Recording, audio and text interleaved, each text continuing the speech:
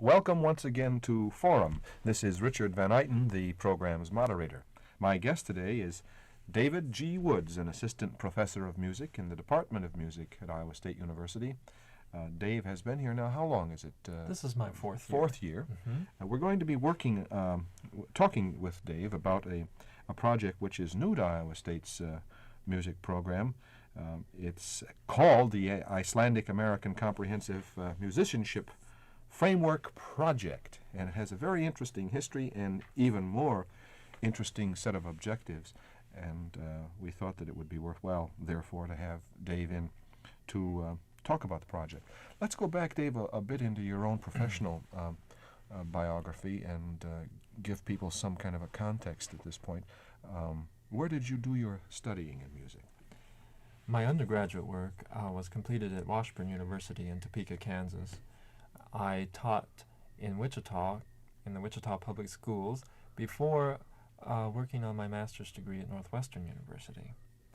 And it was at Northwestern that I met a gentleman by the name of Aaron Parsons, who was the program annotator for the Chicago Symphony Orchestra, and at that time was the chairman of the Department of Theory at Northwestern. Aaron Parsons was quite involved in the Contemporary Music Project, a project funded by the Ford Foundation to develop comprehensive programs in music throughout the United States. And under his advising, I became quite interested in this whole idea of comprehensive curriculum development and worked with him during my master's program and later during my doctorate program. In 1966, I was appointed head of the Department of Music at Colorado Academy, and which is a very nice assignment, I understand, isn't it? Yes, very nice. Located 30 miles southwest of Denver, Colorado. And almost immediately, the Ford Foundation granted funds for a curriculum development project in music at Colorado Academy. And so, for a number of years, I was involved in curriculum development there, utilizing many innovative and inventive methods and approaches of teaching music. And in 1974, I was appointed assistant professor here in music. And since my appointment, I have been involved in several international and national committees on curriculum development, supported by the federal government and the Ford Foundation. Are you a native Midwesterner, Dave? Yes, I am. I'm from Kansas. From Kansas. Mm-hmm. It's very interesting. Kansas is southwest of here, right? Yes, it is. It was a big cowboy state at one time. When I think of Wichita, I think of sheriffs and bad men, or bad people, I should say. It's changed a bit since then. Let's take a look at the project, again called the Icelandic American Comprehensive Musicianship Framework Project. Give us some background on the project. In 1970, the Ford Foundation granted travel funds to Stefan Edelstein, professor of music and music education at the Reykjavik, Iceland Conservatory of Music. And Stefan traveled throughout the United States and throughout South America, observing programs in music at all grade levels, in elementary schools, junior high, high school, and at the university level. After his year of travel, he submitted a report to the Ford Foundation describing the many different programs and approaches to music teaching in the United States. The Ford Foundation was so impressed with his initial report that they asked him to head up a committee to design an international curriculum framework to assist cities and school districts throughout the world in developing curricular designs in music which were comprehensive in nature. Or, by the way, Dave, is this a traditional part of the Ford Foundation activities? This is all very new to me, and I suspect to most people in the listening audience. There is a division of arts and humanities, and Richard Kapp is the project director of arts and music projects for the Ford Foundation. Excuse me for breaking in on you. No, that's fine. That is an interesting aspect. Just recently, however, Ford Foundation has cut back on its funding of arts projects in the United States. We were not affected by that cutback, however. At any rate, Stefan Edelstein headed up a committee to design this curriculum framework, and the committee met in 1973 in New York City and met until April of 1977. The committee was made of music educators in Iceland and music educators here in the United States, a total of 7 people. And during that 4-year period, they created a rather lengthy framework which included many, many concepts of music, instructional objectives, goals for educational programs. For each concept, the authors wrote activity items and a number of content items for each concept. And then over 1,000 sample strategies were written in the framework itself. Now, this framework was completed in April, and it provides music teachers an opportunity to build their own programs by using the framework as a guide, by following the various concepts and instructional objectives. They can design their own programs. Well, after reading it, the Ford Foundation again thought that it was very valuable and indeed seemed to unify music teaching. So they decided to fund the implementation phase of this project. And that's exactly how we became involved in it. They decided to fund schools in Reykjavik, Iceland, and to fund our entire school system here in Ames in the project. Is this, by the way, the only 2 systems that are being funded now in this The project? only 2 systems. And this indeed is a model for international curriculum development. Music educators from all over the world are watching this particular project. Is there some provision, Dave, following the... Well, first of all, how long will the project take? I should ask Until that August question. of 1981. It'll be a And- total of 4 years. And then following that, I would guess there will be some kind of follow-up study with an analysis of the outcome. That's right. Mm-hmm. Let's go into the project itself. Is that all right to Yes, that's talk fine. more carefully about exactly what's involved? You mentioned some important concepts that were developed and strategies for Mhm. programming and what have you. Perhaps you could start in a very basic elementary way for us, because I suspect that for most persons now listening, the matter of instruction in the Mhm. area of music is a relatively new topic. Mhm. Perhaps you might begin by letting us know something about the kinds of problems that are sort of special to instruction in the area of music, and if that helps to lead us into the body of the grant. All right. I will start by mentioning the goal of the project, or the goal Yes, of the right. framework, and that is to improve or to increase musical literacy through unified and sequential music programs. In the United States, we have, as I said, so many different approaches, a diversity of music programs that I'm afraid we have become very fragmented. What is going on in the high school seldom relates to what is going on in the junior high or in the elementary school. And that is not to say that the programs are not good at these different levels. They just do not have any connection. They are not unified. And this is what this project is trying to do. Are you convinced that by unifying or integrating the different programs that are going on, there is some special gain to be made by that? Yes, by the reinforcement of concepts at different stages of the educational spiral. We hope to increase the understanding of music rather than just the development of special musical skills. And that's essentially what you have in mind when you talk about the objective of improving musical literacy. Right. Mm-hmm. Broad-based understanding of music rather than just being able to play an E flat on a clarinet. So I take it this then will the program include work on literacy as well as on performance? Yes, indeed. Okay. Not too long ago, I was in a high school, and I was listening to a young oboist play a concerto. And I asked her after she played it if she could describe to me or define a concerto. And she said, well, she didn't know what it was at all, but she could play it. And indeed, she could play it. But she didn't understand what the concerto was. She didn't understand the history behind it. Hence, it's my feeling that she was just playing automatically the concerto without musical understanding. And that's what we hope to do by involving our students at a very young age in musical understanding. Simple things, high and low, loud and soft, short and long. On Monday night of this week, we had our regular music experience laboratory here on the campus of Iowa State University. As part of this project?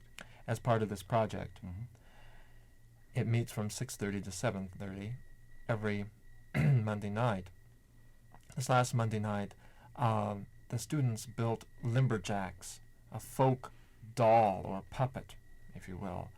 And with these Limberjacks, all of these 3-year-old and 4-year-old children made them, and with them, they used them to dance to a particular beat. When I played the dulcimer for them at a slow tempo, they would play their little dolls or puppets slowly, and the same way when I increased the speed. And in this way, they were developing the concept of slow and fast.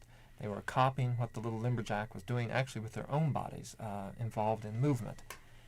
It was very interesting to watch them because when they left the class, it seemed to all of us involved with the teaching that night that they understood fast. They understood slow. It wasn't a concept that was meaningless to them. They understood. And they weren't, I take it, mechanical in their behavior. No, they were not. Spontaneous. And I think did understand that concept. You mentioned earlier in your opening remarks concerning the project's objectives that in high schools and junior high schools and grade schools Mm-hmm. there are a number of different approaches to music instruction. Yes. I wonder, are those approaches more or less standard, and can one describe them in comparison with what you hope to accomplish in the project in which you're working now? Yes. Now, as far as methodology is concerned, this teacher would continue working with the same methodology that he or she has been working with. I see. But we would relate that methodology to specific concepts that would be related to what is being taught or will be taught at the secondary level and at the college level. So the program will allow for a considerable amount of flexibility. Oh, You won't have to change your ways, so to say, in some respects. that's right. For example, right now in elementary education, the philosophies of the composer Carl Orff are very popular. Small children use rosewood xylophones. They use metallophones. And by incorporating the pentatonic scale, they are able to improvise. I'm sorry, I don't know various- what a metallophone is. I know what a xylophone is. Similar to a xylophone, but using metal bars instead of the oh, rosewood that's right. bars. And it ran through my mind when you said metallophone. And by using the pentatonic scale, the students can improvise freely, and it sounds good to them. So 3- and 4-year-old children can harmonize on the various instruments while maybe some of the young children are dancing. Do you actually, Dave, excuse me, do you take the concept of harmony and work with it too? You just mentioned yes. harmonizing. Very much. So you're that basic. Mhm. They virtually start with nothing in a music vocabulary and build from there. That's right. And it's our belief that the child can begin to conceptualize at 3 years old and 4 years old if we take the time to translate the information to their comprehension level. I was going to And ask that's you the about important that. thing. How do you manage that? That would seem to be, or perhaps we tend to overestimate that difficulty. Maybe it's not so difficult, but it sounds difficult. How do you manage Yes. I can answer that actually in one word: through movement. A child learns through movement at young ages. Several weeks ago, I started the young children in the lab on the recorder. I had 35 3- and 4-year-old children playing recorder. It was an experiment. I wasn't sure if they would be able to blow it, if they would be able to conceptualize the tone of a recorder. And indeed, the first time they played it, I thought most of the adults were going to leave the room because it sounded like squawking birds. I remember our son with that recorder. It was a curse. Yes. Well, the first several times the children were overblowing, of course. But we concentrated on that, the soft blowing, easy blowing. And by the end of the class, they were able to do it. They were able to hold it. And they all left the class, I think, with an understanding of how to blow the instrument and how to hold it. But we approached it on their level of understanding. Now, there are many approaches to elementary school music, and as I indicated before, we will incorporate these approaches in the total curriculum. At the high school level, instead of just drilling on wrong notes or incorrect rhythms, as is many times the case in performance-oriented music programs in the high school, we are now focusing on the understanding of the history of the piece of music that the particular group is performing or rehearsing, an understanding of functional harmony incorporated in the particular piece, an understanding of how that particular style should be performed. Right now in the high school, Al Weiser, the Ames High School choral director, is incorporating this comprehensive approach in all of his rehearsals. At first he was hesitant because he had to, of course, have a Christmas program ready. And he said to me, "Oh, I'm not sure that all of this time spent in understanding the music or spent in studying the history of the Gregorian chant is really going to pay off, because the parents are going to come and they want to hear a fine performance." Well, indeed, his Christmas program was beautiful. It was one of the best. And yet he did not drill as much as he had in the past. The students sang well because they understood the music. They understood why they were loud in a particular part, why they were soft. Is that part of the grant's objectives, to Yes. demonstrate that understanding of basic concepts will in turn result in a qualitative difference in performance? That's right. Indeed. That's one of That's one a of the very goals. important connection then, if one can establish that tends to go against a traditional view that you really don't have to know much about music in order to perform it very well. Yes, that's right. And many times our students graduate with just the knowledge of the second alto saxophone part or the drum part without an understanding of music, much like the oboist that I mentioned a while ago. Mm-hmm. Now, with this project, as we By the way, before we go beyond this question, I wanted to make sure to get this in. Are the youngsters in grade school more adaptable and more amenable to this approach than, say, high school students who've had 6, 7, 8 years of music along traditional lines? It is easier to work with the elementary school children with this approach right now. But I will say in Ames that the high school students understand what we're doing with the project.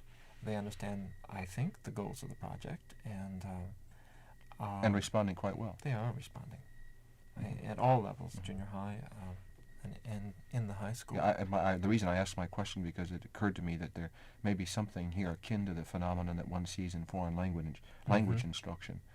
The younger person is less set in its ways, and therefore responds with more flexibility to a new system. And perhaps I remember myself knowing in high school people who were really into clarinet, say, who might have found it rather difficult to come through a new system.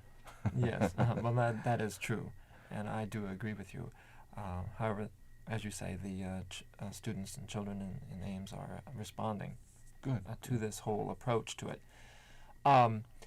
We are also offering the students opportunity to be involved with non-Western music, the ragas and talas of India, for example, the various instruments of China and Japan.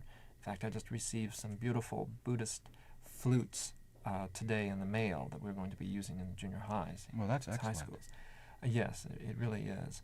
That students are involved in folk music, folk instruments like the dulcimer, the bardic harp, other instruments that they can build, they can play, they can write music for.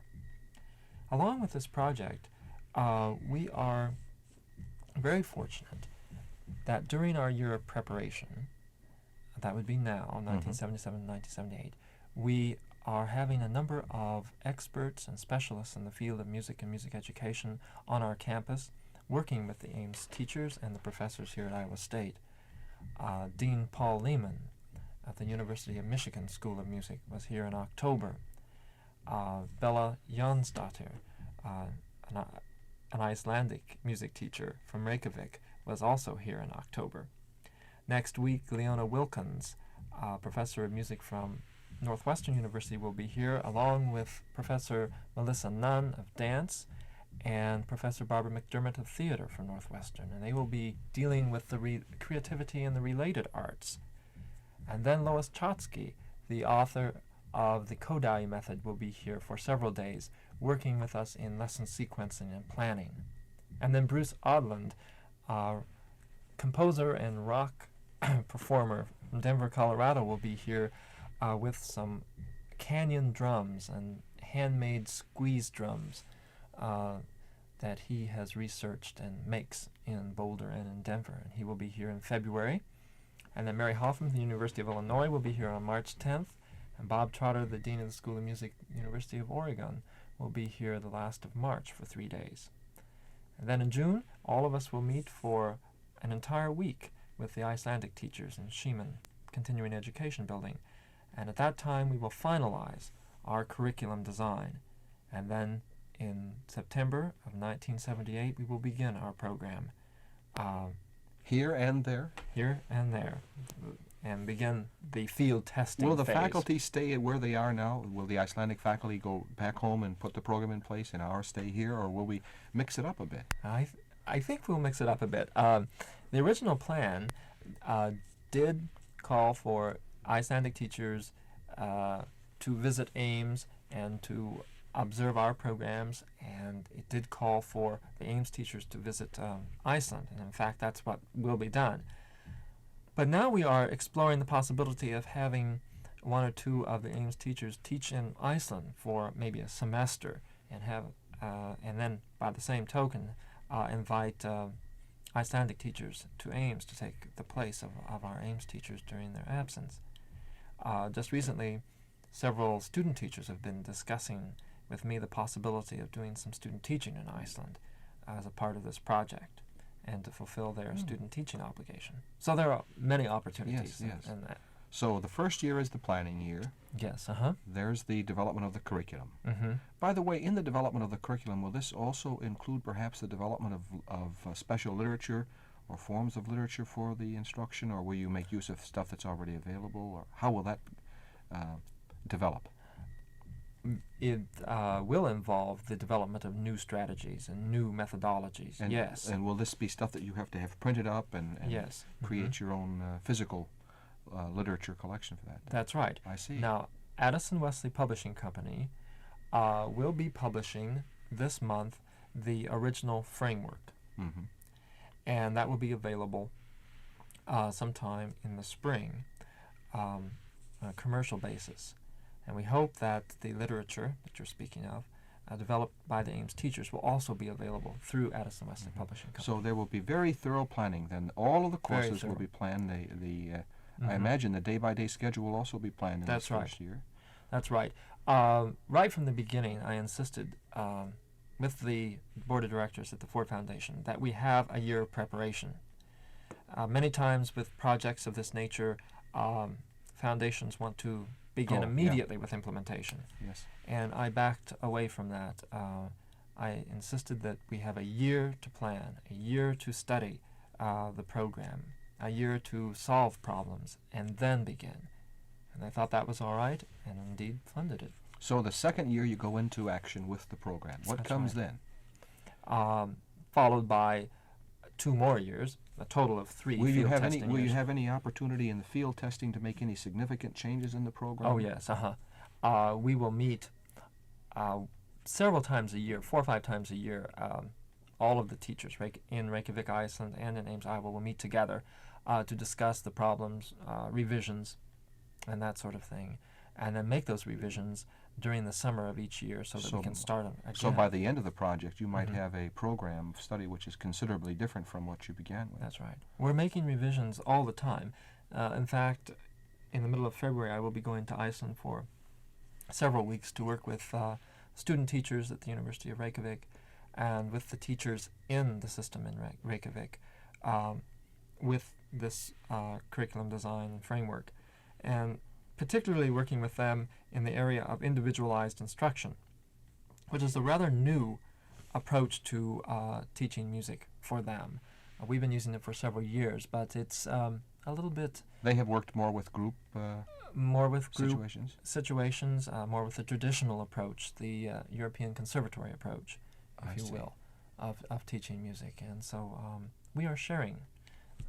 And Stefan Edelstein will be here in June to do the same with our teachers here. Is there, Dave, in the conception of this project and in the anticipation of its completion, is there working anything along the following lines? If this project works out, Mm-hmm. you will demonstrate not only that there is a connection between conceptual understanding and quality of performance Right. in music, Mm-hmm. but perhaps you might learn things for other areas as well in the academic programs of schools. That is it possible out of your efforts there may come some lessons which would be valuable in other places within the curricula of high schools and grade schools? I hope so. And I certainly hope that out of this study we will find that it is imperative that we have a unified educational structure or curricular design, and that curricular design is sequential, that we build conceptually from one concept to another, that we reinforce, that we prepare the students for a conscious awareness of the concept, and then we give them opportunities to reinforce that concept through supplemental activities. By the way, Dave, is it fairly easy to get people to agree about which concepts come first in this process? No, it is not easy. Actually, all of us working with this project do agree on the basic concepts. I see. We That's convenient. that is convenient. Mainly because the authors of the original framework included almost every concept possible in the field of music. Very comprehensive, very thorough.